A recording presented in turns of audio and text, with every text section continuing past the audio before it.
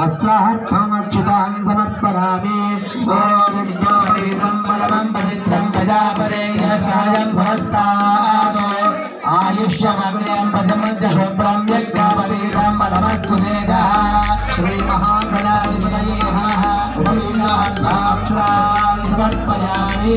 ओम तत्सत्प्राणां दुरासरिषां नित्यमुष्टाङ्गैः ईश्वरेवं सर्वभूतानां स्वामी भगवद्गीते श्रीयं श्रीमहागणाधिपतये ओम आरदेते नारायणे गुरुर्वाणोत्तमस्तुते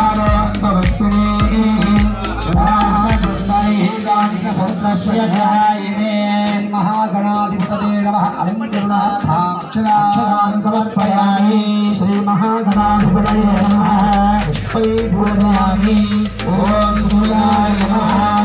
ओम एकदन्ताय नमः। कपिलाय नमः। ओम गजकर्णिकाय नमः।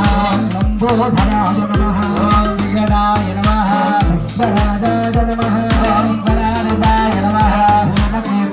नमः। ओम कलाध्यक्षाय नमः। बालचन्द्राय नमः। ओम गजाननाय नमः। ओम वक्रतुण्डाय नमः। ओम सूर्पकर्णाय नमः।